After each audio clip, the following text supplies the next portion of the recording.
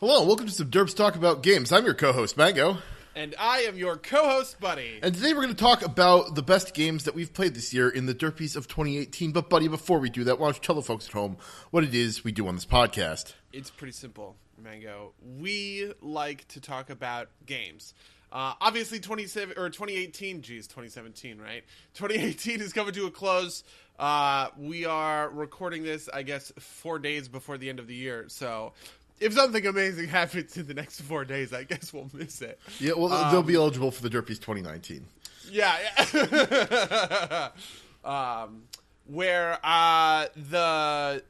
So the rules of the Derpies are pretty simple. One of us creates a category and gives an answer to what their, favorite or best thing is for said category, and then passes it off to the other host, and that's how the Derpies work, just in case any of you are uninitiated. Yeah, and we started off usually with Game of the Year, but as kind of the year has come to a close, and other award shows have happened. Obviously, there were the VGAs. Some people have started coming out with their Games of the Year already.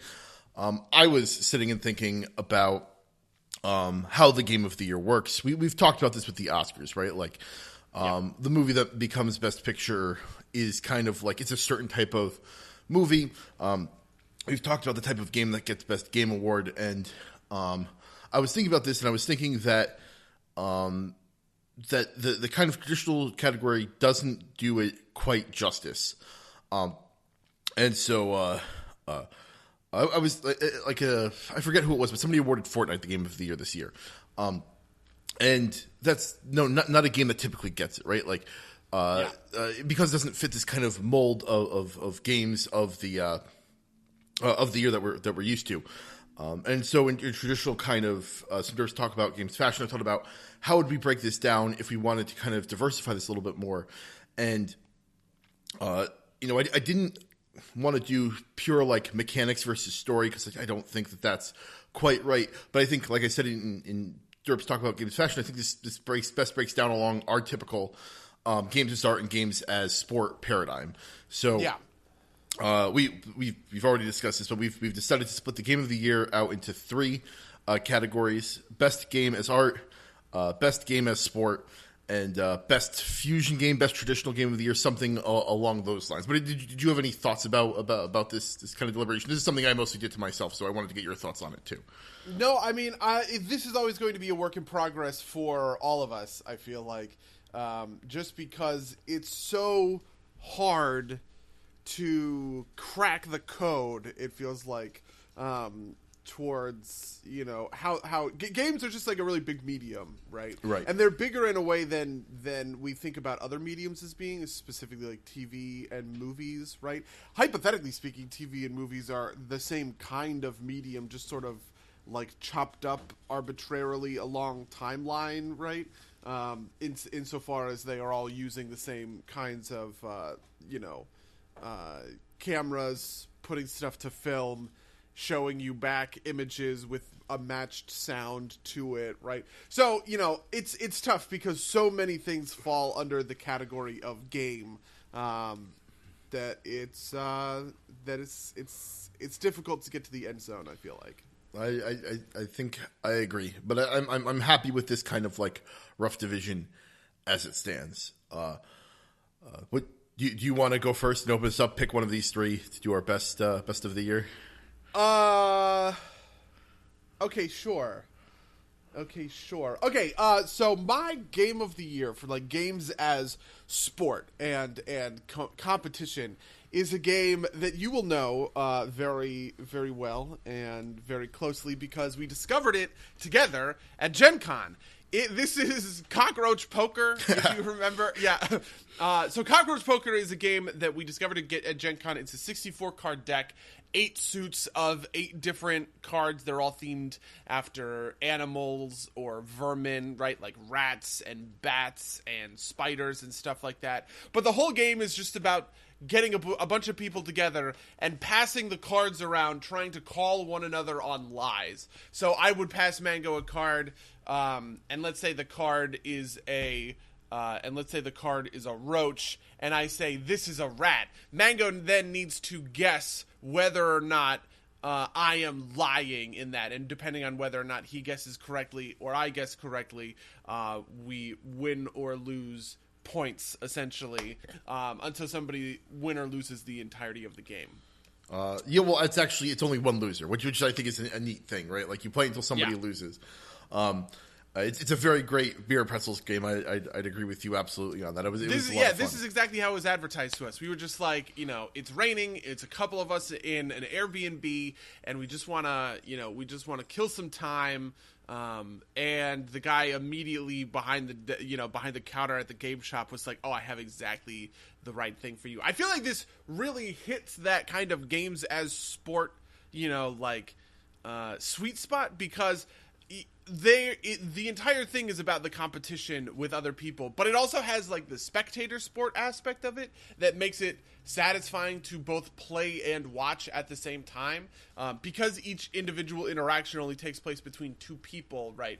It turns everyone else into, the audience, right? Like the crowd in the stands, essentially, for the game itself, as it plays out in microcosm, even though there is like a bigger, wider macrocosm to the whole thing. There are no teams or anything kind of along those lines, but in the same way that, I might recognize Faker for his Ari play or whatever, or, we might recognize, I have no conception of like modern sports or football.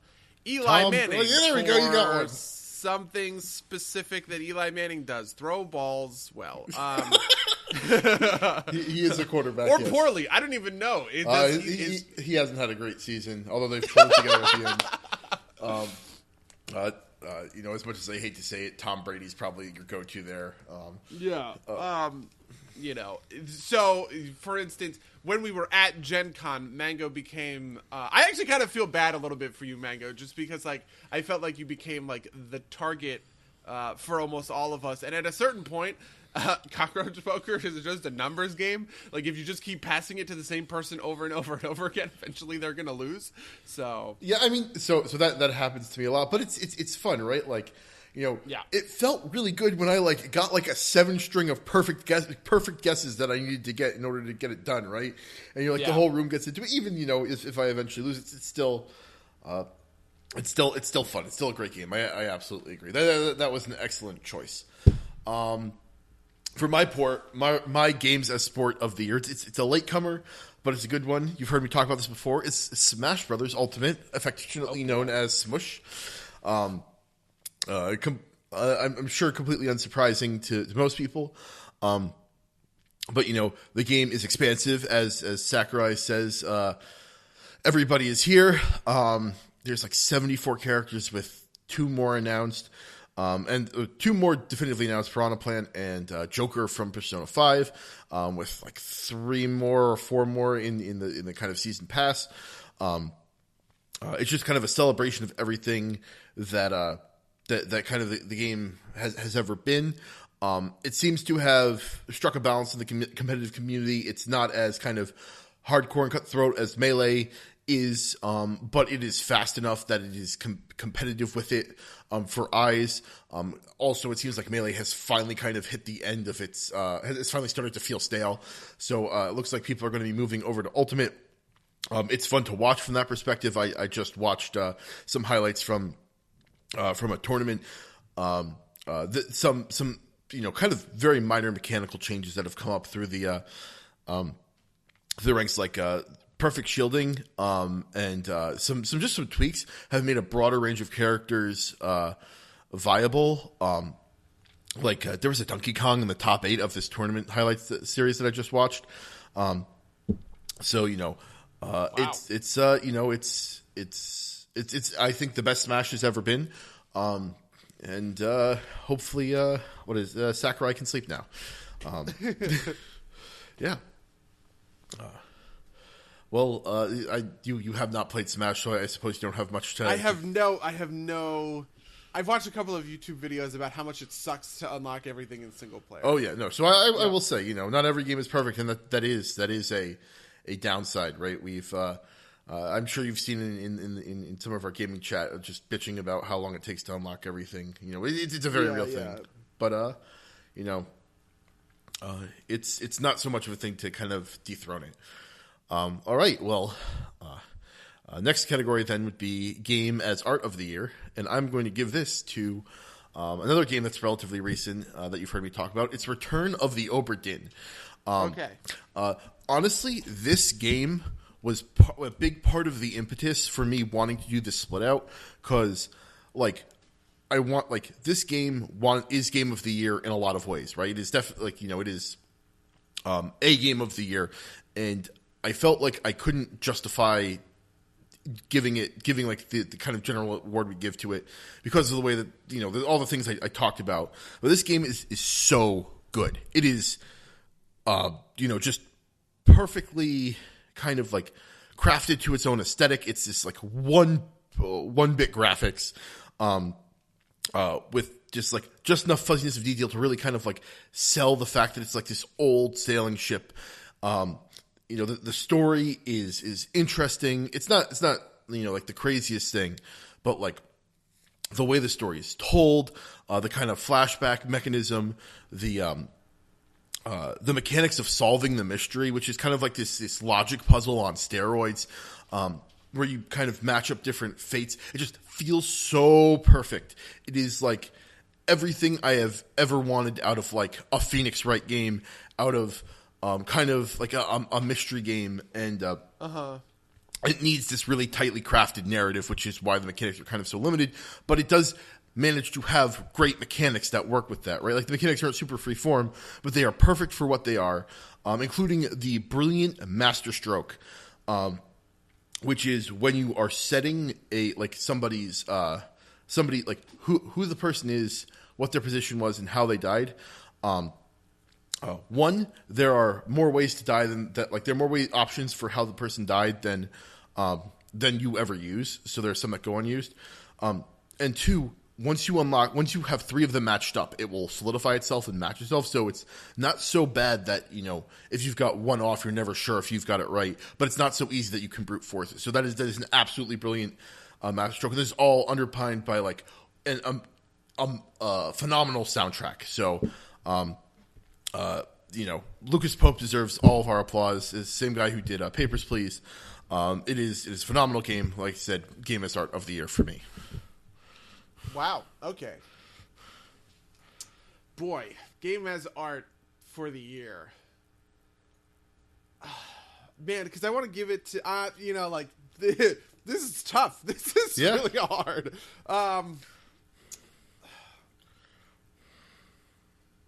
I think I want to give it to Far Cry. No, I can't. Boy, I'm really torn between Far Cry 5 and Battle for Azeroth, and I want to break that down a little bit because I feel like BFA is a little bit. It's kind of a little bit out there. The Far Cry feels more traditional, right? It's a single player game. There's no multiplayer or whatever. It has very lofty aspirations. Whether or not it kind of reaches those aspirations is kind of up for grabs, right? But I like games that are like that. I like games that try and are ambitious and have a lot on their mind. I feel like Far Cry 5 pulled its punches to a certain extent. In a couple of ways, and I talked a little bit about that when we did our cast months and months and months ago. At the same time, I also just really like Battle for Azeroth. And I like Battle for Azeroth because in a lot of ways this feels like the pinnacle of the kind of the World of Warcraft story and content that we're kind of ever going to get. I don't know why I'm the only person in the world that seems to feel this way. But the story focusing on the faction war and reincorporating stuff all the time just feels so good and so satisfying as a long time Warcraft player, right? Even things that are otherwise mechanical, right? So for instance, the war front in Arathi is essentially orcs versus humans, right? Or like an old Alliance versus Horde match in Warcraft 3, whereas the Darkshore Warfront is Night Elves versus Forsaken. Like those kinds of callbacks and reincorporations on missions where you're fighting. The Lightforged join the Alliance, and so you're fighting these Lightforged Warframes and these Lightforged Ballistas that we saw at the end of Legion, right? Or when the Mag'har join the Horde, we're now watching the Horde roll out Iron Star technology against the Alliance. And to see all of this stuff kind of like come back, it almost feels like a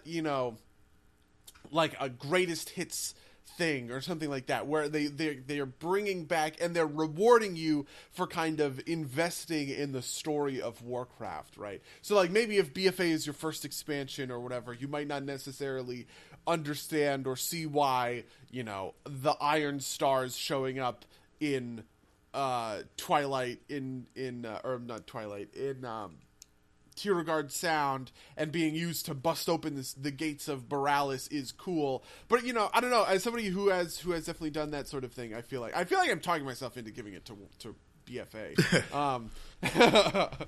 And especially because there's a lot of little things that I like, and like little world building aspects to the Battle for Azeroth story that just like feel really good. Like not only are the main characters in Battle for Azeroth like faction leaders that we've been following for a long time, right? And faction leaders have always been the constant characters, but they've also simultaneously sort of been the background characters, like typically characters who are the focus of a storyline over the course of an expansion are more neutral and temporary than that. Like, so for instance, Alex Straza in Cataclysm as kind of the counterpoint to Deathwing, she only really does that for Cataclysm, and that's kind of sort of it. Even Thrall has to leave behind his role as a faction leader in order to sort of take over as this like neutral shaman NPC, and he hasn't showed up for the last two expansions. Last expansion we had Illidan, obviously, and all of the different stuff interacting with the Legion and Khadgar.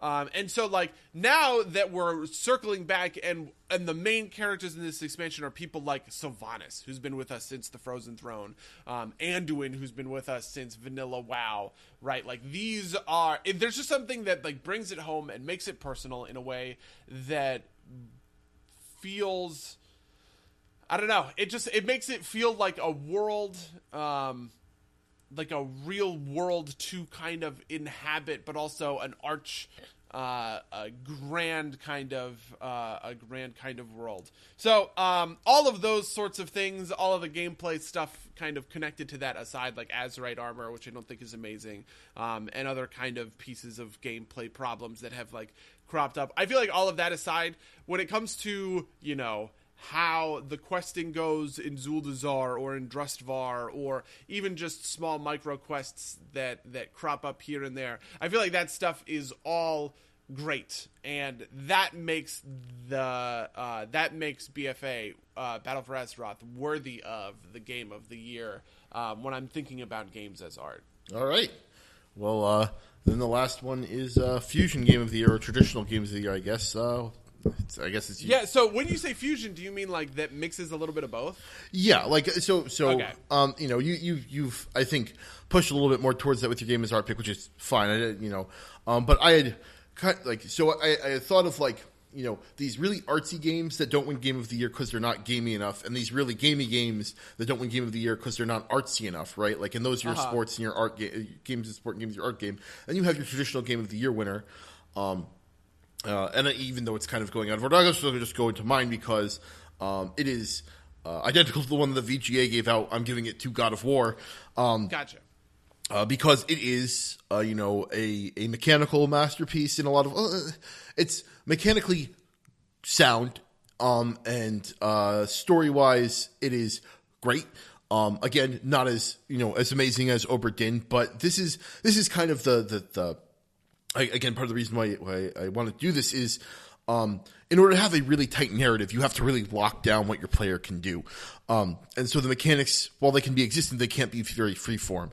Similar, and this flows in both directions, right? Like if you have if you want, the more open your mechanics are, the harder it is to have a good narrative, because you can't you can't expect the player to kind of sabotage their own kind of experience, right? Like, the thing that pops into mind is like when you're playing, say, Batman Arkham Asylum, when you're doing like the cutscenes, you can move the character, you can just kind of spin in a circle while like this very serious conversation is going on. That kind of dichotomy aside, I want to, put up God of War as something that while not the best in either of those fronts, blends them really well, and a super entertaining and super fun package that is kind of, I think, why this is kind of like the normal type of game to capture Game of the Year, because it kind of touches the artsy aspects. It has a really compelling story. It has a really fun story. It has a really touching story at a lot of levels. This kind of father-son relationship. Kratos coming to terms with who he is and really facing down who, the Greek Kratos was as the Norse Kratos. As well as Loki's, or not, that's a spoiler, but Atreus' coming of age. Like I said, like I just let loose. This great twist at the end where you find out that Atreus is Loki. I didn't see it coming. I don't know if other people did. As well as like some cool stuff where you can like figure out what's happening with Baldur dying like sets off the Ragnarok traditionally. So like the fact that you end up killing him, makes a lot of cool weaving there, as well as like a really fun to play combat system with some really kind of killer extra content that you can go to that's really challenging if you really want to push yourself in that direction. Standard kind of like plethora of exploration features, plethora of kind of like infinite content type of things if you want to keep just doing the content stuff, increasing amounts of very good scaling difficulty with difficulty levels. Just overall a really masterfully crafted game. So yeah, that's my fusion game of the year. That makes sense. Can you guess? Do you know what my fusion game of the year is going to be? I would have guessed Far Cry 5, but Okay. It's not Far Cry 5. Funnily enough, it is BattleTech, which came out way earlier in the year. And I played the shit out of it, and I loved it, obviously. I talked about it multiple times on the cast. I feel like BattleTech is one of the better of these kind of, like, fusion categories. To a certain extent, I feel like you and I almost, like, read the idea of these differently. Like, I was basically thinking about, when I was thinking about BFA, I was thinking about, well, if I take out the kind of, the competitive stuff that I don't really care about all that much, like, rating mechanics or whatever, what do I think of BFA just kind of as, like, a story and, like, art and all of this other kind of stuff, and obviously I don't think Cockroach Poker really has anything along those sorts of lines. But I do feel like BattleTech kind of has both, because in a lot of ways it is competitive, and when I interface with it, I am interfacing, even as a single player game, I am interfacing with it as a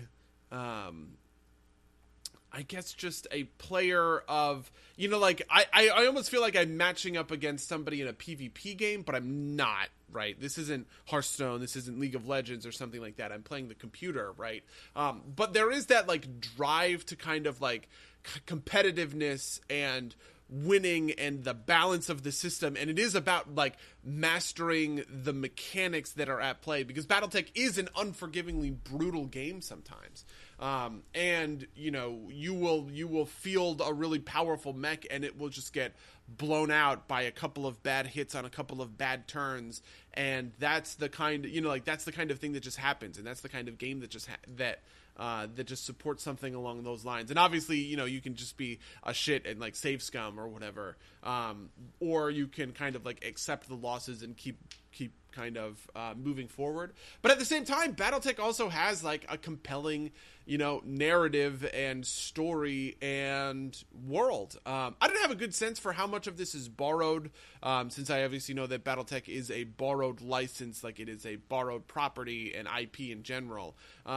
But the story of moving through these kinds of like high political alliances that plays out in the single player campaign mode is just, I was really surprised at how compelling I found it, especially when like, so I find stories like this, especially because stories like this are fundamentally kind of, you know, more predictable. Like, this is sort of what we were talking about with Aquaman last week, where like, you know, Aquaman is a big Shakespearean story, and Shakespeare has been around for 500 years, so we all kind of understand where it's going at any moment. And this is a very similar vein. This is in a very similar vein, where it's all about the political allegiances of each house and stuff like that. But there were legitimate like plot twists and turns that caught me off guard, because I was expecting a zig and instead they zagged, or something kind of along those lines. And they really abuse kind of the first-person perspective, right, that you are playing a character, and sometimes the information you get is warped. In fact, if there is anything that I want to highlight as the most artful thing that happened in BattleTech, it is they kind of broke this covenant that typically exists between, you know, the game publishers and developers and the player base by saying, hey, listen, right, you are playing a person, and you are your own kind of unreliable narrator. Just to explain what kind of happened, and this is a small spoiler, but like, there are pieces of the game where characters will lie to you, but they will lie to you in the way that games don't typically do that, where they are instead just kind of expositing, or like setting up the context of a mission, where they're like, you know, you need to go into this depot and shoot down all of the automated ships or whatever in order to stop them from escaping with battle mechs, because they're going to ruin our rebellion if they do, sort of thing, right? But that turns out to be an explicit lie, and the depot that you are attacking and the ships that you are attacking don't have anything to do with your current mission, and in fact you end up killing the son of who ends up becoming the major villain, just because he was a pilot on one of these ships and you didn't know, and you didn't really know any better because you were being politically manipulated by somebody else for their own ends. And that was like a really cool thing to see, and I'm sure maybe other players would have been pissed off about it. They would have felt kind of like betrayed or whatever. But I don't know. I was very into it for the storyline. So I feel as though the combination of both the I want to win each and every one of these battles, and I want to maximize my gameplay, and I want to make sure my tonnage is putting out, you know, a good amount of firepower, and I have teams that are that are able to take out other mechs super efficiently. All of that stuff feels very games as art as me, or games as sport as me. But you know, the story that you play through in the single player campaign mode, I think it's a pretty legitimate good story. They had really strong writers who knew how to weave a narrative through each of these kinds of individual battles and keep me playing for like 40 hours on end. I don't know. That is definitely an achievement. So those are all three of our games of the year, I guess. Yeah, absolutely. And since that was kind of my brainchild, I'll give it to you for the first kind of custom category. Okay, so the first custom category that I wanted to get into, because we typically don't do all that much with television, but the first custom category I wanted to get into is, in terms of ongoing television, right? Like television that started before now, maybe. Like, it doesn't have to be the first season this year, but it could be the latest season of X show. What do you think the best thing on television is right now? Also, I guess including like Netflix streaming and all of that kind of stuff. Because that just feels like TV to me. The reason I bring that question up is because I feel like it's hard to rate television, because we kind of get into a position of like talking about seasons, and it's like, oh well, this season of X was really bad, or this season of X was really good. And even though the most recent season is the 2018 season, I guess, for a lot of these television shows, I feel like they are more complete than that, and I want to treat them as more complete than that. So if a show has a really good first and second season, and season 4 is not super amazing, but, it's all part of the same show. I feel like that counts in a way that it doesn't typically. Just to give you my answer, I've talked about this plenty of times on the cast before. Better Call Saul, I think, is the best show on television. It is helmed by the Breaking Bad guys, Vince Gilligan, obviously kind of being like the brainchild. But I also think that there is something really magical about Bob Odenkirk as Saul himself. And I am constantly just like wowed, I guess, by the ability of the show to both incorporate things that we find out later or we see later and serve as that prequel series to kind of Breaking Bad.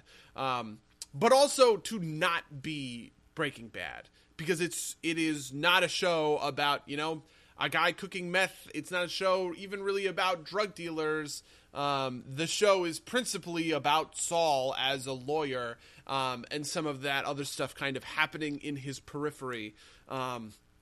And between Bob Odenkirk's performance, between the really well thought out narrative, kind of getting from point A to point B, between all of the supporting cast who do just these fantastic jobs with the parts that they're given.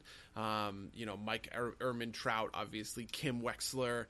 These are all kind of like great characters who are really powerful. I just feel like there is nothing better than Breaking Bad currently playing on, than Better Call Saul.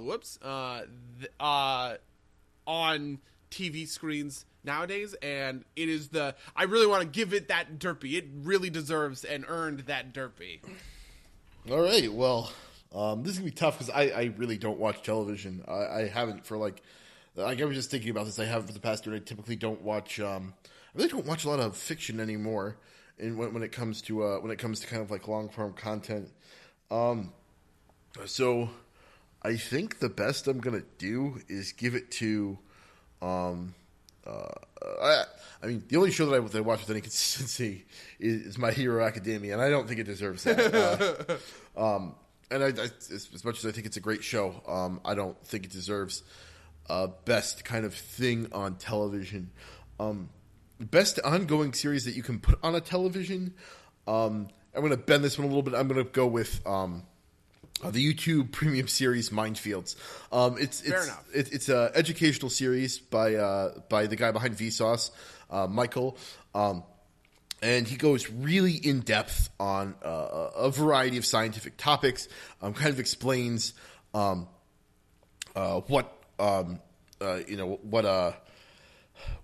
causes different kind of phenomena, either like psychological or physical in some ways.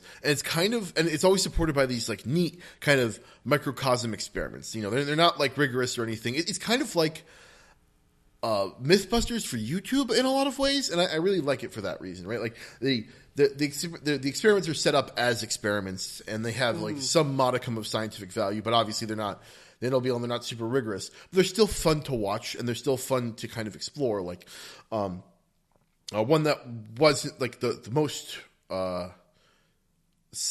recent episode that just came out a couple days ago is about death and dying.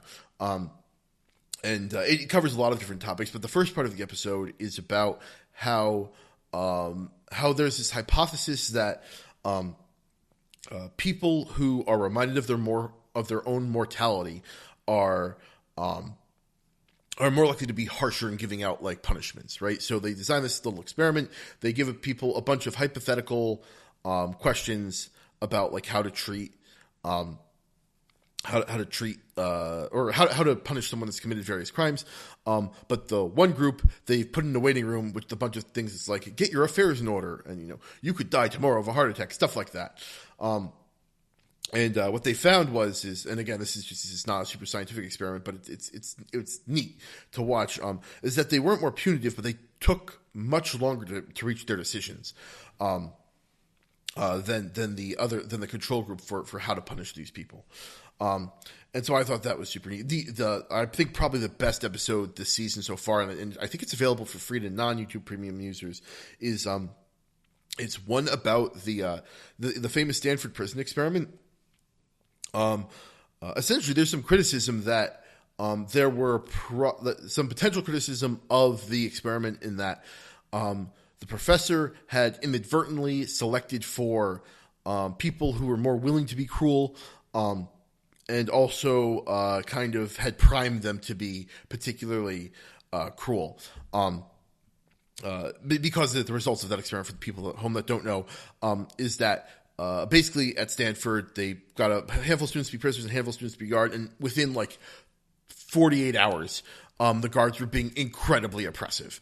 And what does this say about human nature and kind of the nature of our punitive system? It's been used as kind of like a defense. I'm not kind of like, I think it has been used as a defense for certain activities in courts. And so they essentially again, the experiments aren't conclusive by any means, but they selected for people that were super nice, and they kind of obfuscated the task, right? What they basically did is they had people solving puzzles in the dark, and one of the things they could do is they were racing against another team, and they could press a button to like send a loud noise to the other team. And there was no other team. It was all experimental condition. But they found that the really nice people they selected for never were that cruel, right? Like they were always just kind of like, relatively nice. No one like the dials. They said that like safe level is 7, and like the dial could go up to 12, and no one put it above a 7. It was a neat thing to watch. And just because of all of that kind of things, Michael's a very compelling person. If you go back, I highly recommend watching the episode from last season. It might even be the season before that, where he spends like 3 days inside a totally white room with no stimuli. So that's the very first episode. I actually watched it at your. I started watching it at your recommendation. We started watching Mindfield, and the very first episode is about isolation and solitary confinement and how humans kind of crave stimulus. And he spends those 3 days alone in the white chamber and kind of freaks out, to be honest. Yeah. No, it's crazy. It's super interesting to watch. It's great because he's a very charming guy. He's his own meme, and he got the series because he's a popular YouTuber. But it's a lot of fun to watch. It's educational, and he's very wholesome. So I got to give a big thumbs up to Minefields. Okay, cool, fair enough. So for my category, I'm going to bring back one that I really liked from last year. And it's going to be Best Trash Fire. And Best Trash Fire for me is going to Venom. It was a movie that is simultaneously so bad, yet so incredibly entertaining that I forget what we brought this up for, what I brought this up for last year, but like, it's nothing has ever done this so well. Nothing has been so blatantly terrible, but so incredibly entertaining at the same time for me. I was laughing my ass off. It was probably the funniest movie I've seen all year. And I saw movies that were trying to be funny. That's true. That's very... Yeah. It was a funnier movie than Deadpool 2 or Ant-Man and the Wasp, and those are like, the comedy Marvel movie, or, the comedy superhero movie. Yeah, no, definitely. Tom Hardy steals the show. I'm very offended that you didn't remember Teen Titans Go to the Movies, man. Yeah, whatever.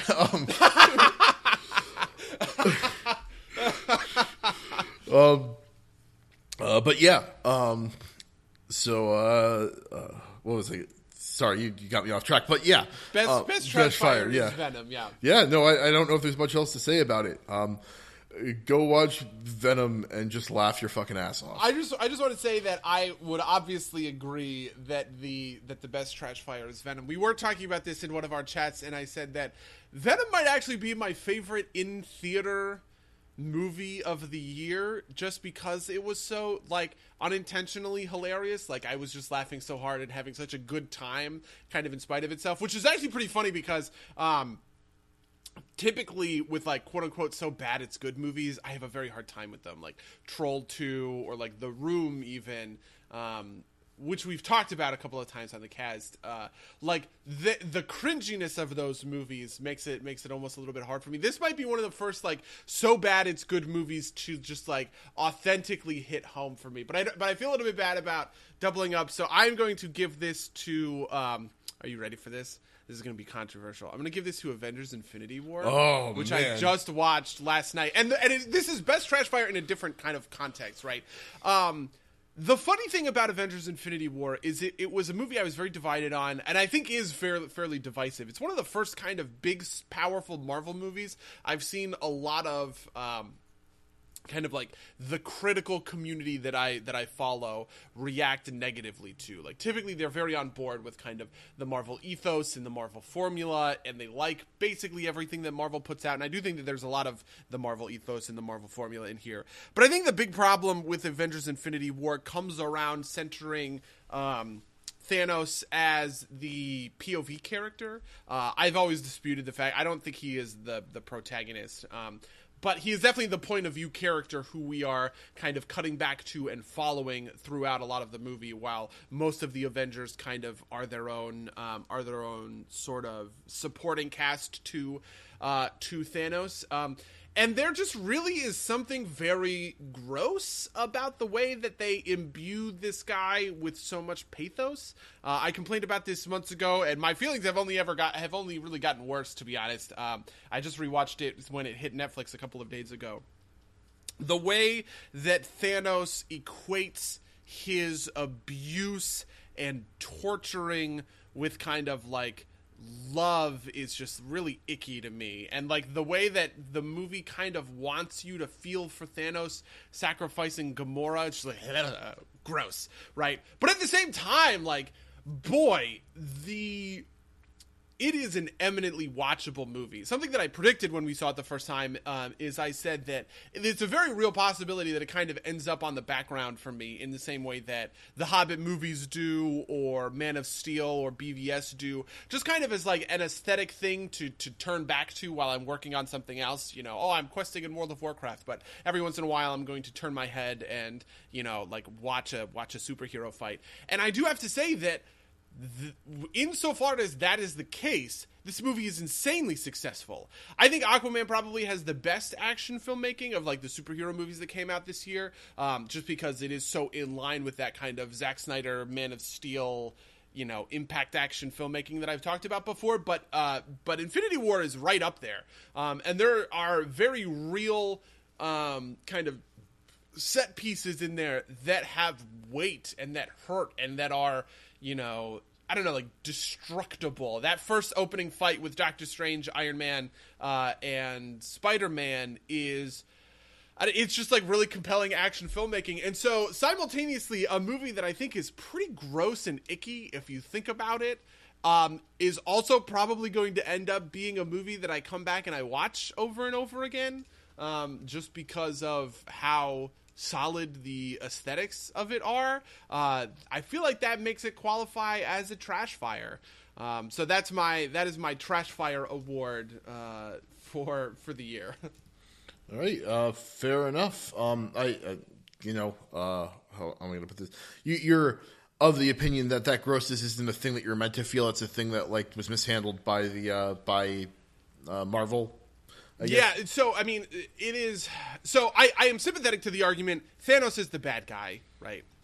But the thing is that, and especially when you start looking at what the directors and the producers and stuff say about Thanos, is kind of when it becomes, like, icky and gross to me. Because they talk about how, Thanos has a very complex inner life, and, you know, he isn't a psychopath, he has emotions, and he feels things, or whatever. And so... the movie trying to engender empathy for me for this like genocidal maniac is where it gets like weird. So, you know, for instance, Zod in Man of Steel is a very similar kind of genocidal megalomaniac to Thanos, right? But that movie has absolutely no empathy for Zod, right? Zod is a disgusting fascist, and he is worth nothing but contempt, if that makes sense. Whereas in Infinity War, I feel like they want Thanos to be sympathetic, empathetic, right? Someone that you kind of feel for, and you see, oh God, oh, it's so hard, for him or whatever. And whether or not that is, I don't know, to a certain extent, part of me wants to say nothing is off limits, but boy, if you want me to empathize with someone who is so nakedly gross as Thanos is, maybe do it better. I guess I don't have anything better to say about that. Fair enough. So it's your turn. While we're on superhero movies, I think there were 8 superhero. So Black Panther. The 3 Marvel movies would be Black Panther, Ant-Man and the Wasp, Avengers Infinity War. Aquaman is the DC movie that came out. 2 Sony movies, Spider-Verse and Venom. Teen Titans Go to the Movie is also a movie that came out. And then Deadpool. So 8 superhero movies came out. Oh, and also Incredibles 2. 9 superhero movies came out this year. Of those superhero movies, which one is your favorite?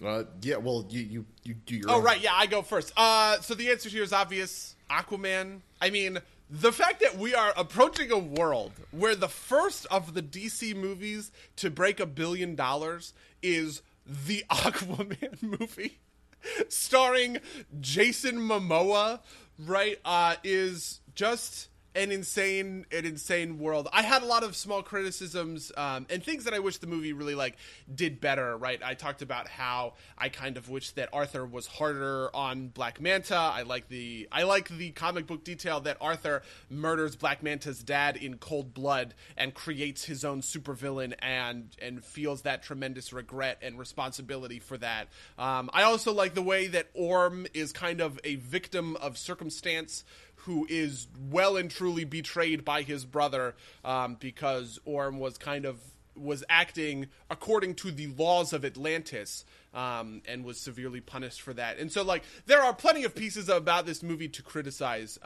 But just in terms of my favorite superhero, got a big blowout, blockbuster, $200 million, movie experience. That's just an insane thing for me to comprehend, and I cannot believe that this movie was good.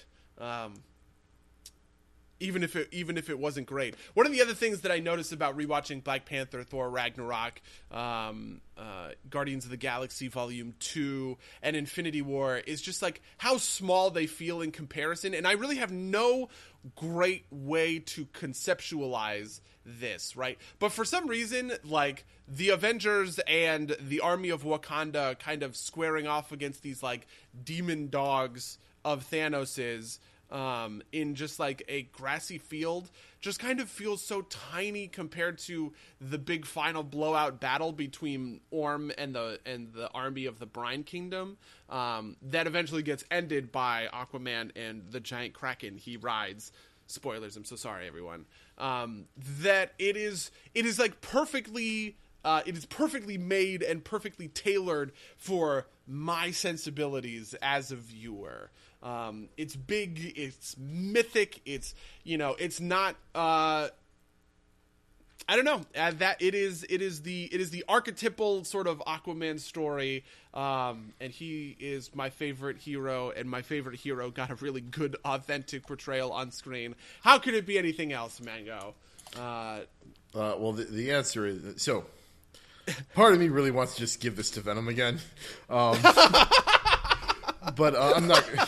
I'm not going to. I do want to be clear. There is a difference between favorite and best. Yeah. I don't think Aquaman is the best superhero movie that came out. I think Black Panther is. But if Venom was your favorite, man, let that freak flag fly, baby. So I'm going to give, because I think this is both a contender for my favorite, and I think it is the best superhero movie of the year, and that is Into the Spider-Verse. Yeah. Okay, fair enough. It was just so well put together. Just a lot of really nice kind of fan nudges, not too many. Combined with this really well executed multiple Spider-Man storyline. Focusing around focusing around the three Spider people. Again, not a flawless movie, but focusing around Miles and kind of old Peter and Spider-Gwen. And I think the kind of genius that we didn't really touch on a lot during our own review is that a big part of what makes that work is nobody is your regular Spider-Man. He dies.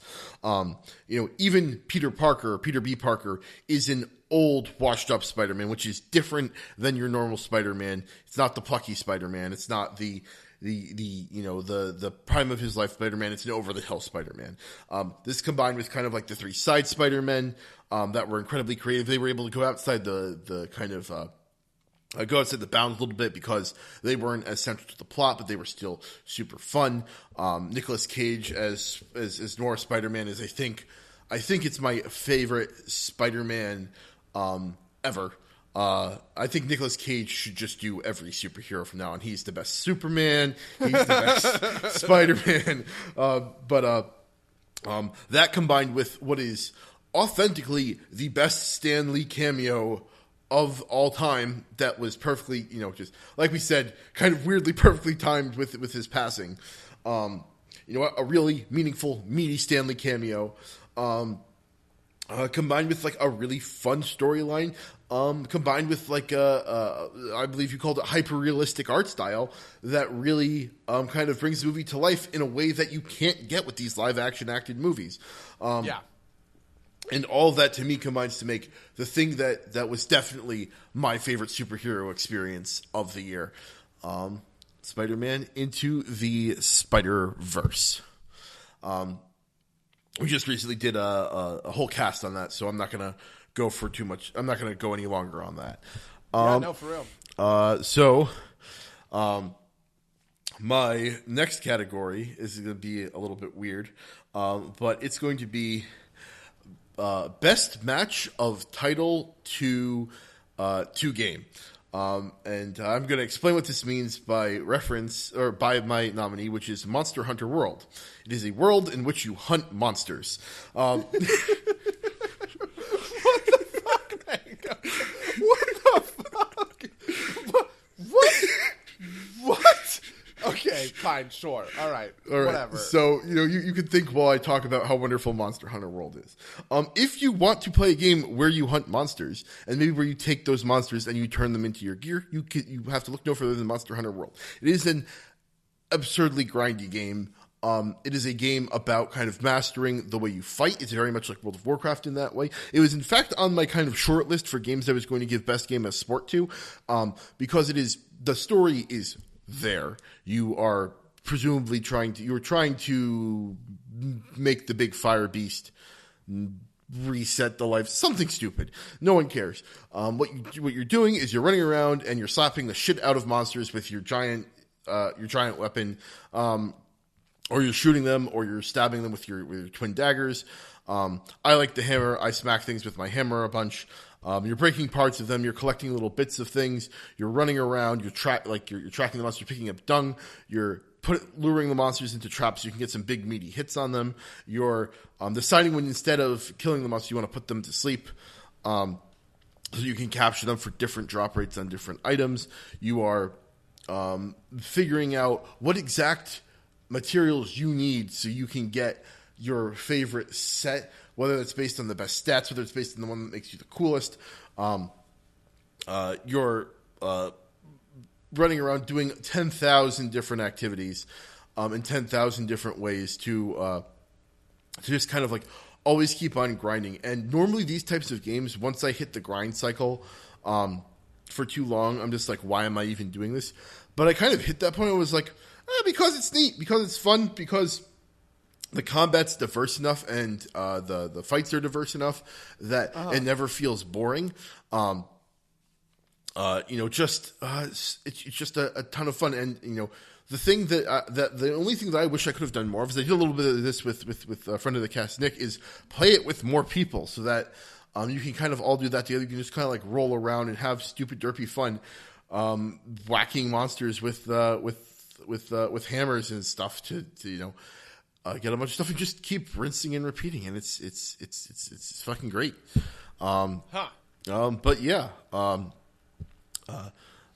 like I said, if you wanted to make sure that the game was that you were getting what you were looking at, none of this Devil May Cry. What that game about? There's like, I guess, a devil and maybe he cries, but who cares? That's got nothing to do with the game. It's a game about like hitting demons with swords.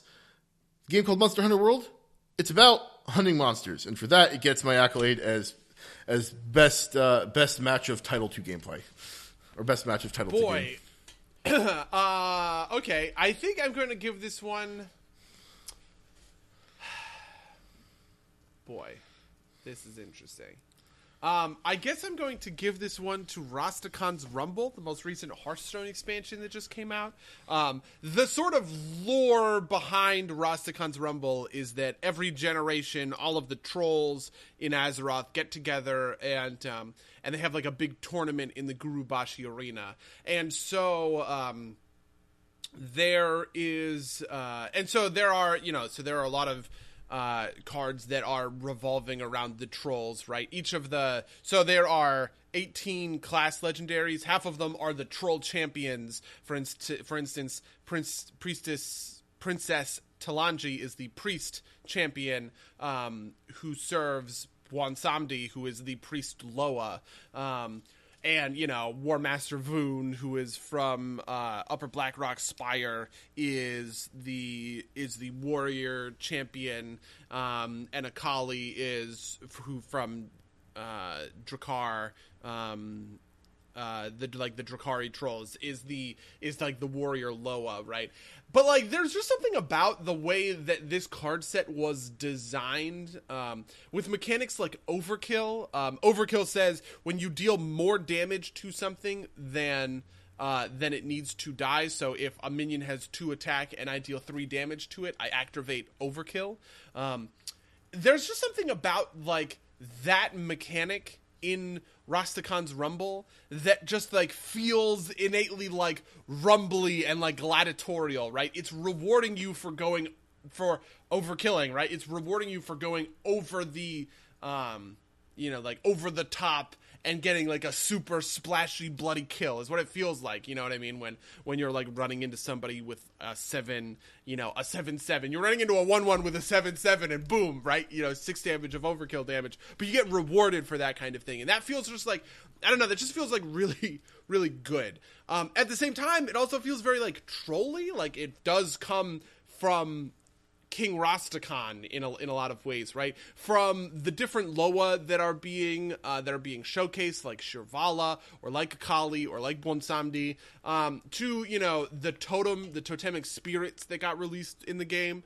that all have different sorts of effects that when you put them on the battlefield, they're going to be doing really powerful, meaningful things for you. That is, it's just a really good way to sort of marry all of these concepts in together. I think Hearthstone is typically very good about this, right? The Witchwood is the spooky set, and it was a very spooky expansion, right? The Boomsday Project is kind of the mad science set, and there was plenty of mad science to go around.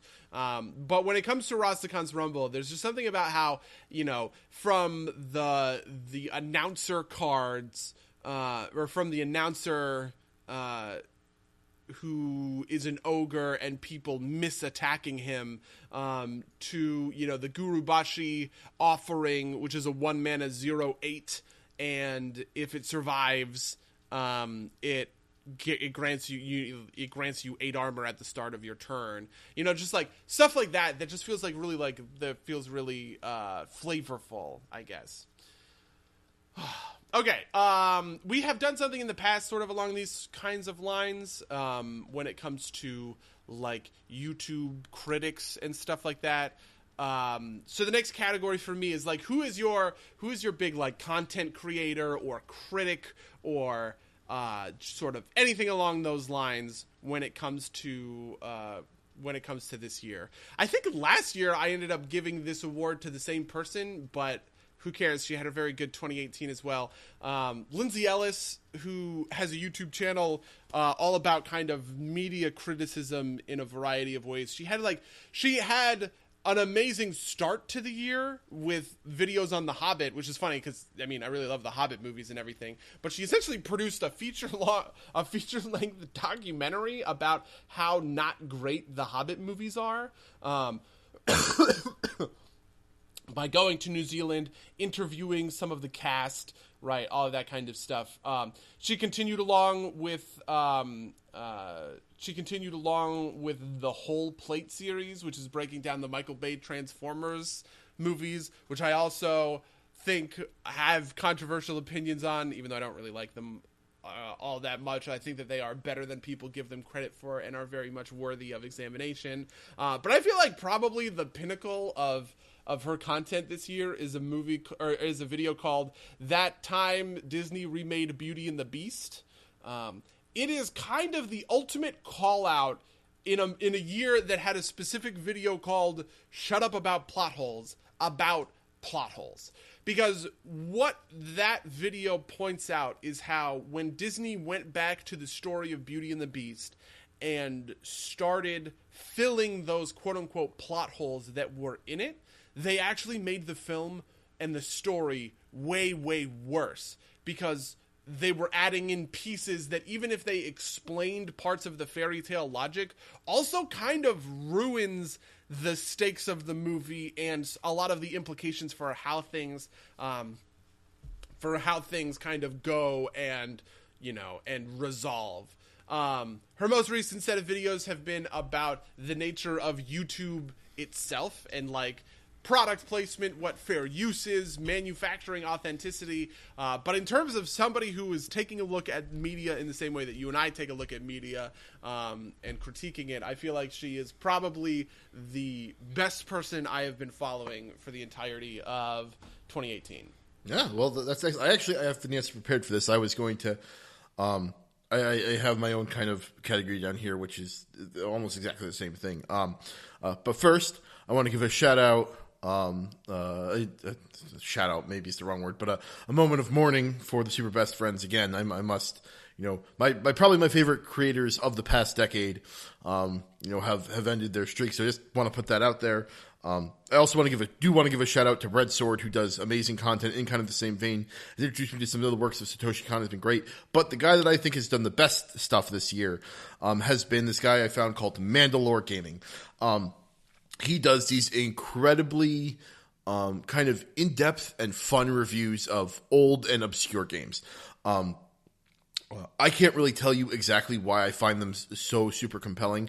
Part of it's probably the good editing and the humor, and kind of like the way his voice just kind of like it's very kind of soothing. And he just talks about these really weird and obscure games, points out what's really cool about them, talks about, you know, a little bit about how to get them working, and the various ways to do it. He also introduced me to two of my other favorite channels from this year, which are Creel and 8-Bit Brody.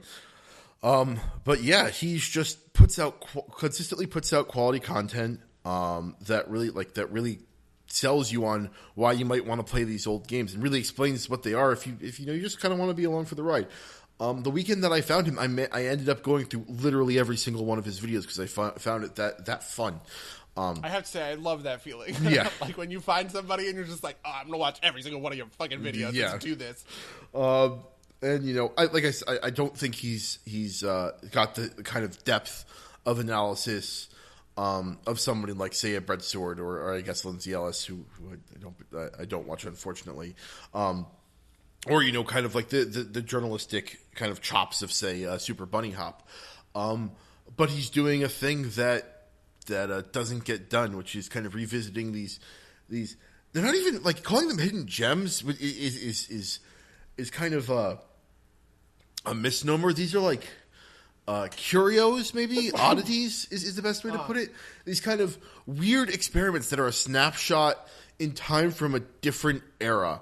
Like this weird kind of like vector graphic-y looking game that it's like this Russian game where you play like a delivery truck on an alien planet in like a world where like humans like merged with insects in the far future. It's really weird and it doesn't make a lot of sense, but like the game looks pretty neat, and you should definitely go. I forget what the name of that game is, but you should definitely go find that video and watch it by him. But yeah, he just does such great quality content that I can't give it to anybody else.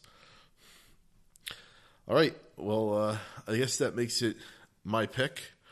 And kind of piggybacking off this a little bit, because another guy that I really liked watching this year was Mossbag, for reasons that will be shortly apparent. This category is best game from a previous year that I didn't play until this year.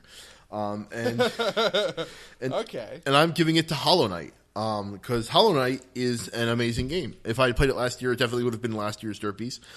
It is kind of the it's probably the single best Metroidvania I've ever played. It has that kind of like weird indirect lore aspect that Dark Souls has. It has a couple other Dark Souls-y elements, but don't call it a Souls-like. It's got a lot more fluid action. The combat feels very Metroidvania-y. It's got some really super hard boss fight, or super hard combat, super hardcore combat that's super satisfying when you win. It has some a really cool kind of badges mechanic system, which I think they took inspiration from Paper Mario for that. They kind of like let you customize your play experience, let you concentrate on kind of different on the aspects of the play that you like. There's like 1,000 secrets to find. There are multiple endings to kind of figure out what's happening. There's like I said, all this lore to piece together. There's some insanely hard jump puzzles to kind of like get the last bits of lore out from behind. It's just incredibly freeform. You can go through it in whatever way you kind of want, and you just can't help but getting drawn into this lore, which is, why you want to go find yourself a lore channel like Mossbag to kind of get him to break down what's happening. I'm watching Mossbag like I used to watch, like, say, Vati Vidya for Dark Souls lore, and I'm more entertained by it. The art style's fantastic. The bugs are super cute. And then after, like, let's check how many hours I played. I think it was close to like 40 for me. After I'm done with it, I can kind of sit back. Yeah, I had 38 hours on it. I can sit back and say that was an excellent experience. I can put this down and I don't need to go back to it for a while. I'll probably go back to it for the Hornet DLC, but I've had kind of a full and complete experience, and it was fantastic. That is very cool. I guess I'm kind of cheating a little bit because I can't really think of anything that I've, like, quote unquote discovered this year. But I will say that a game that came out in December of 2017 that I picked up in January of 2018 that I liked a lot and I wanted to talk about is called They Are Billions. They Are Billions is a kind of like horde a zombie game, right? Where, like, you are playing a big group in kind of like an isometric, like RTS style, a big group of survivors, and you need to hold out against a boatload of zombies that are constantly sort of flooding your defenses and everything. This is the kind of game that I am really into, and I got 31 hours deep into it before I ended up putting it down. And if I remember correctly, I was not very good at this game. I got pretty wrecked by the different zombies, and all of my well-honed StarCraft micro skills, I guess, eventually ended up not holding up for me anymore, which is unfortunate. But yeah, so They Are Billions. It was one of those small indie titles that pops up on Steam. Like Darkest Dungeon is kind of another one of these that just like comes out of nowhere, and I feel like it just like hits everyone and floors us all, and we're all just like, wow, what a good, what a good game this turned out to be, just sort of like out of nowhere. So insofar as it is a 2017 game that I discovered in 2018, I'm gonna give it to They Are Billions. Excellent. All right, what's your next guy? Okay, so my next one is crazy, but we're going for it. Okay, Mango, what is your favorite meme of 2018. I am mentioning this specifically because I feel like 2018 was a beautiful year for SpongeBob SquarePants memes, which is very fitting because Steven Hillenburg, the creator of SpongeBob SquarePants, passed away, which is unfortunate. But just from, over the course of the year, I feel like we got so many just like beautiful choice, just chef's kiss memes from the not even like new SpongeBob, from like old SpongeBob, but we still just completely loved them. We loved them anyway, and so I just want to give it all of them to SpongeBob SquarePants memes in 2018. You guys were great. You're my favorite memes of 2018. All right. Well, if you're going to give it to a class of memes, I'm going to give it to an app, and I'm going to give it to TikTok. Because TikTok has been like my not so secret obsession for the past month or two. It's just every like stupid thing that you could ever think of. It's almost entirely like either like teens or like boomers. And it's not very many boomers, but like there's never anybody like our age. It's all like high school kids or young college kids who are like, like, oh boy, I'm going to be internet famous. Or like some like I saw like a lawyer doing a Fortnite dance in his law office, like fake behind the back of one of his associates in a TikTok video. It's like, where are we? Like I feel like TikTok is like, this is like Vine closed down and everybody was like, oh, I guess we're going to be on YouTube. But there's just something missing about YouTube. And then all of a sudden, fucking TikTok comes out, and everybody's like, oh, thank God, Vine is back. Yeah. But it's not actually Vine. It's TikTok. And I think there's a couple of fundamental differences. One, like, the main feed is just kind of like whatever's out there, right?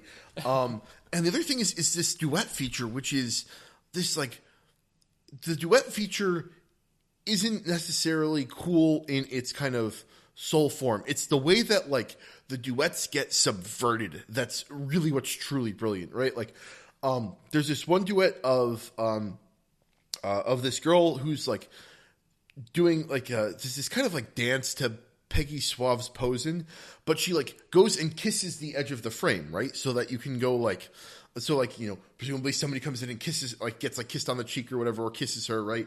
And it'll be really cutesy. But almost immediately, it's like her like spitting water out into like a bucket or something, right? Like just people put like the most unexpected things on the other side.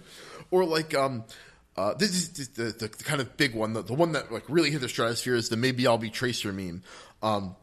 Where it's just some girl doing this really like there's a lot of TikToks that are like this, which are very low effort people mouthing the words to the song that's being sung, and that's basically what this Maybe I'll Be Tracer meme is. It's this girl wearing a headset and like just kind of like fiddling with the controller, pretending like she's playing Overwatch and mouthing along to the words of the song. I think set up so that like some guy would take the man's part on the other side. And so the internet, in its infinite kind of wisdom, decided to do that, but take it a step further. The first guy, I'm pretty sure he's the first guy who does this, is the girl's holding like an Xbox controller and like wearing a headset. He tapes two Xbox controllers to the side of his head and pretends like he's like using the headset as a controller. And it's just kind of like absurd, and that's funny.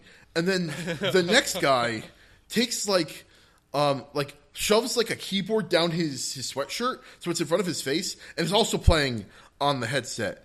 And then like there's a guy with like a flat screen TV on his lap that's like slapping it as if he's playing on it. And then there's a dude in a Power Ranger one-piece suit with a toaster oven on his lap, pulling a pizza out of the toaster oven to the tune of this song. And it's just so brilliant. It's such like in such a ridiculous way. My other favorite version of this is two people singing along to Goatya's Somebody That I Used to Know. And it's just two people doing the male and the female voice back and forth. And that one's kind of boring, right? It's just kind of like I said, a very basic mouth, lip sync to the song. But then some other people decide that they want in on this too, so they take this very standard one and they duet with it, and they like pull their sweatshirts tight over their face, and they're the chorus that does like the oh sounds in the background. So it's just like these two people like sing like emoting very very well with the song. It's these two goobers in like sweatshirts tied tight to their heads, shouting along as if they're like some like weird derpy angelic chorus. It's just like, how do you think of this, and why is it so brilliant, and why am I laughing so hard? And so, you know, for all of kind of this, all of this wonderful meme gifts that TikTok has given us, I have to give Meme of the Year to TikTok. Wow. Okay. Fair enough. Well done. Back onto a little bit more traditional fare. I know you've got a lot of ammo for this, so I'm going to say best strategy game expansion pack of the year. And boy. And I oh god, yeah. While you figure out which one's your favorite, I'm going to give mine to Holy Fury. Holy Fury is the new expansion, relatively new expansion for Crusader Kings 2.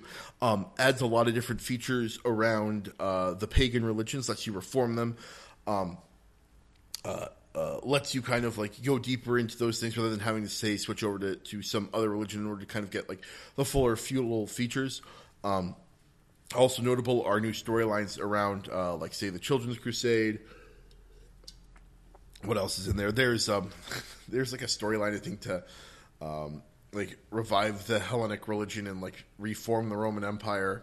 Some kind of I think there's some like There are a bunch of different little anecdotes in there, including, and I think, rather not including, but I think one of the coolest features that comes along with this is the ability to kind of have a pseudo-random start for Crusader Kings 2. You can shatter the world and kind of break down all of the classic empires into their duchy constituencies and kind of build them back up from scratch, which can be a lot of fun. And you can also, like, redistribute all of kind of like the historical pieces all over the world. You know, you get like off-brand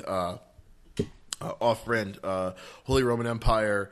You get like the Africans in East Europe, or like the African religion in East Europe. You get like Aztec religions in pockets, and along with this is also the ability to kind of as an Easter egg include animal kingdoms in, which is just so much fun for a little while. I will say that feature is definitely meant to be an Easter egg. There's like one portrait type for each animal, and it gets boring really fast. I think those are there because they were they came out of like there are events in the normal game, like silly events that you can cause people to turn into animals. So there was only ever like one of them in a game really at a time. So like making them a whole races was not the greatest or is not the most artistically diverse thing. I think they can make a killing if they released an animal portrait pack. But you know, all those changes just kind of really breathe new life into the game. I've been having a blast with it. It's probably been my most consistently played game of the past couple of months. So yeah, I'm going to give best strategy expansion pack of the year to Crusader Kings 2 Holy Fury. Buddy? Okay. So the obvious answer is one of the expansion packs for Total War Warhammer 2. Total War Warhammer has been it's like my Batman vs Superman of video games. I can't shut up about it. I always end up getting on topic about it at some point. And they released 3 DLC expansion packs over the course of 2018. The first one is Rise of the Tomb Kings. The second one is The Queen and the Throne. Rise of the Tomb Kings adds the Tomb Kings as a campaign faction. The Queen and the Throne is a lord and army roster update for the Dark Elves and High Elves, and then Curse of the Vampire Coast, which adds the Vampire Coast to the game. I actually feel like I have to give this to The Queen and the Throne, which is weird because typically it's the big giant campaign packs that have the most far-reaching consequences. But the nice thing about The Queen and the Throne is it coupled in a couple of other changes that had been lagging behind, most notably the Norska It was coupled with the Norska patch, and by extension brought Norska into the game space of Total War Warhammer 2. But I also feel like I just had the most fun playing with these Queen and Crone characters that came out. Alithanar is one of the High Elf lords that came out during as part of this expansion pack, and the way that he plays the game is so fundamentally different from other High Elves that it's just like, this is exactly the kind of thing that I love and I can really sink my teeth into. I feel like when it comes to playing a game like Total War Warhammer that is otherwise pretty modular, because it changes the very fabric of the High Elves when they don't start on Ulthuan. They share friendly territory, like their ability to occupy factions is with the Dark Elves, he can stalk and use the ambush stance that Skaven and that Beastmen get, right? So it turns you with just a couple of small mechanics from the typical High Elf Lord that's marching these big armies with, dragons and Lothern Sea Guard across the map or whatever, into almost like a Wood Elf army, which makes sense obviously because I love playing Wood Elves. Almost into a Wood Elf army where you're moving through where you're stalking through mountain passes and ambushing Dark Elves as they're trying to move from kind of point A to point B, and you're taking over the entirety of Nagaroth in order to get this sort of vengeance. You're getting these assassination quests that are coming into your mission table that are telling you to go and kill high caliber, high powered faction leaders or whatever. And so just a couple of small mechanical things completely upends the way that a faction plays, and using that faction's units in in a shock trooper guerrilla warfare style it's a really fascinating kind of way to upend the game outside of just introducing a new faction that has all new mechanics. So yeah, I guess I want to give it to Total War Warhammer 2 for the Queen and the Crone DLC. Boy, is this going to be our last category? It might be. Okay, our last category, which this is my first official. We're branching out. We're branching out from games and even from TVs and from movie. I want to know about a whole new medium Mango. Okay, what was your favorite song of the year of our Lord 2018? Because let me tell you, my favorite is an upbeat song about life from Teen Titans Go to the Movies.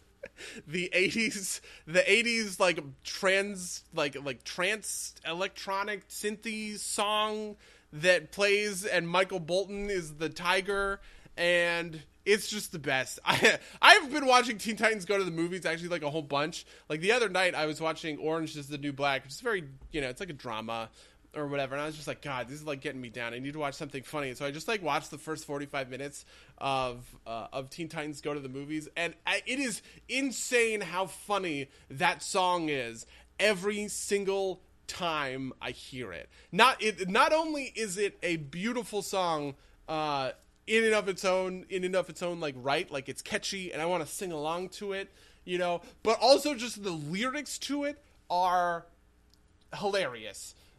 Because it is literally an upbeat song about how Robin needs, at this point in the story, an upbeat song about life with synthy 80s overtones. Those are lyrics to the song itself. I think it was a fantastic inclusion in the Teen Titans Go to the Movies. I'm very glad that it made Teen Titans Go to the Movies a musical or whatever. And even though I think their use of things Take On Me for the time cycle sequence, and Robin's My Superhero Movie song, and all of that stuff. Even the Teen Titans Go rap, when they're rapping it to Balloon Man, who is just beleaguered by the whole thing. Boy, of all of those fantastic songs in 2018, you better believe that an upbeat song about life by, I guess, Michael Bolton, I don't know who wrote that song, is my pick. What's your favorite song, Mango? Yeah. So I was panicking for a moment. I was like, oh no, Did I listen to anything super new this year? Am I gonna have to reveal my like guilty pleasures of like super like mainstream pop that I listen to sometimes? For the record, that song that I was afraid I was gonna have to reveal, which I'll do anyway because I can't leave you hanging, is "Youngblood" by 5 Seconds of Summer. It is like Yummy. I don't even know. yeah. Go watch the reason I watched it is because I like mashups and like one of the year mashups that like that I think it was Isoscenes put out has had like this flash of a video with like you know like how the Japanese have this weird rockabilly subculture. The video for that is this weird kind of like piece about like an old Japanese couple who like takes a pill that lets them be young for a day, and so they turn into rockabillys. Like in Japan, and so like I found the visuals astounding and the music's very catchy, but that's not my favorite song of the year because the answer is something that's even trashier. Okay, I'm so excited for this. And that is Devil Trigger, the song for Devil May Cry 5, specifically the Little V Mills cover. Not that it's trashier than the regular version; they're both suitably trashy, but it is the dumbest kind of like hard rock song that like you have ever heard. The lyric, the kind of premier lyric for me is frustration getting bigger, bang bang bang, pull my devil trigger. Like, oh my god! Wow, yeah, well done. Yeah, that's amazing. It's just everything. It fully encapsulates what Devil May Cry is. It's really easy to rock out to and just kind of like you know dance around to and like revel in the stupidity. And I love it so much. It is probably between the original version and the Mills version, it's probably my most played song of the year. It's definitely my most played song of this year. That came out this year. And so, man, I don't know. Go listen to that song. Go listen to both versions of that song. Go watch the live performance at the VGAs. Go like watch stupid videos of Dante, being Dante, or it's not Dante. It's Nier's song technically. Nero, not Nier. Nero. It's Nero's song. Fun facts for those of you at home that don't know, but the song that they wrote for Dante, they pulled at some point because the band that wrote it is like fugitives for like pedophilia or sexual assault or something terrible like that. What? Yeah. Jesus. It was something, it was just like some like, the song was terrible and then they were like, and then it's like, yeah, this band like in the interim has like gotten into some deep shit. And so Capcom was like, I think it's Capcom was like, all right, well, we'll just not play that song again. And so, in all the footage that used to have that edited song, they've had Devil Trigger, which is great because that song's like trashy but fun. So, yeah. So yeah, do we want to leave it there? Do we want to have that be the last category of the Derpies of 2018? Can I just ask, is do you have like a favorite like soundtrack of the year? Soundtrack. Okay, so for games. Yeah, so that you played, yeah. So I have to give a shout out to Oberdin because it was great, but I think the best one of the year is Celeste. Okay. Yeah, it's received accolades before. It is phenomenal. It's a great game too. But yeah, glad I could get that shout out. And do you have one that you want to shout out? I mean, not really. Probably the WoW soundtrack, just because I think WoW music is typically pretty great, and it's the one I've listened to most. But that's a very uninformed opinion, I feel like. Yeah, but like, man, that like Zuldazar theme. There's a meme at some point on the WoW subreddit about the how much better the Zuldazar theme is than the Cool Tyrion theme. But yeah, I don't know what it is. The probably that would be the answer, but that's a very uninformed opinion. I feel like. Yeah. Well, you know, it's been a decent year for music and games. The head composer for Celeste actually, I think, led the big medley at the VGAs. Oh. Yeah. But yeah, it was lots of great, like the Hollow Knight music was good too. The God of War music was like, man, there was so much good music in games this year. So yeah, Well, we're running up against our time then, so I think we'll close it out then. Definitely. Yeah. So, if you'd like to tell us what you thought your superlatives of the year were, for any of our categories or any of your own categories, email us at somedirtsplaygames@gmail.com or podcast@somedirtsplaygames.com and let us know. You could also add us on Twitter, or you can leave a comment on our SoundCloud, or maybe write it in a 5-star review on iTunes. However you want to do it. You can watch us at twitch.tv/somedirtsplaygames, although we haven't done that in a while. I think that's everything I had. Buddy, do you have anything else that you wanted to promote? I have nothing else I'm looking to promote. In that case, until next time, dear listeners. Happy New Year, loyal listeners.